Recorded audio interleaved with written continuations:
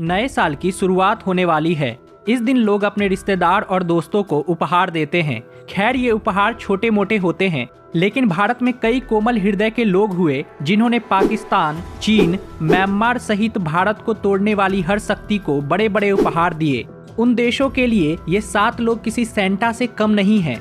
पहले महात्मा गांधी, इन्होंने भारतीय मुसलमानों को पाकिस्तान उपहार में दे दिया।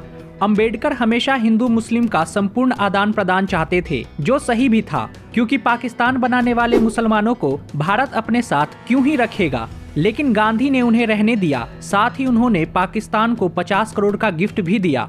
दूसरे जवाहरलाल नेहरू, इन्होंने तिब्बत और अक्साई चीन को उपहार में दे दिया। इसके अलावा आधा कश्मीर पाकिस्तान को और कोको द्वीप म्यांमार को दे दिया। इसी कोको द्वीप का प्रयोग चीन अब भारत पर जासूसी करने के लिए करता है। ये इतने पर ही नहीं रुके। इस पाकिस्तानी प्रेमी ने सिंधु नदी का 88% पानी भी पाकिस्तान को उपहार में दे दिया और खुद को भारत रत्न से भी सुशोभित कर लिया। तीसरी इंदिरा गांधी, इन्हें कौन भूल सकता है। इन्होंने श्रीलंका को कच्चा थीवू द्वीप उपहार में दे दिया, जो हमारे लिए बहुत महत्वपूर्ण है। इसके अलावा इन्होंने भारतीय सेना द्वारा कब्जे में लिया गया 1920 वर्ग किलोमीटर की भूमि पाकिस्तान को वापस कर दी। इस दर्रे का उपयोग पाकिस्तान के आतंकवादियों द्वारा आज भी किया जाता है।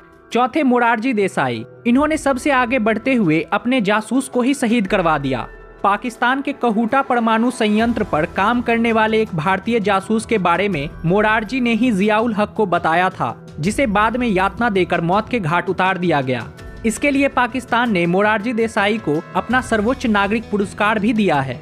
पांचवा इंद्र कुमार गुजराल, इस व्यक्ति को शायद ही कोई जानता होगा, लेकिन यह हमारे देश के प्रधानमंत्री थे। देसाई की तरह इसने भी सिंध और बलूचिस्तान में काम करने वाले प्रभावशाली रॉ जासूस की खबर पाकिस्तान को दे दी। भारत में बैठे बैठे इस व्यक्ति ने पाकिस्तान में भारत के जासूसी नेटवर्क को नष्ट कर दिया।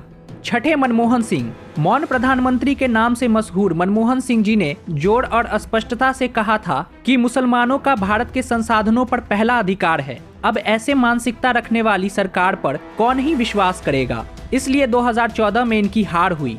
सातवें लेकिन अंतिम नहीं, ये है न्यायाधीश मार्कंडे काटजू। केरल के सैकड़ों मुसलमान 1947 में पाकिस्तान चले गए थे, लेकिन पंजाबियों और पठानों के नस्लवाद का सामना न कर पाने के कारण वे 1988 में अवैध रूप से भारत वापस आ जाते हैं। काटजू ने उनके निर्वासन आदेश को रद्द कर उन्हें देश लौटने का उपहार दिया था। जो राष्ट्र के संकट के समय, युद्ध के समय, धर्म पर आघात के समय खुद को निष्पक्ष या न्यूट्रल बताते हैं, वही सबसे बड़े गद्दार होते हैं।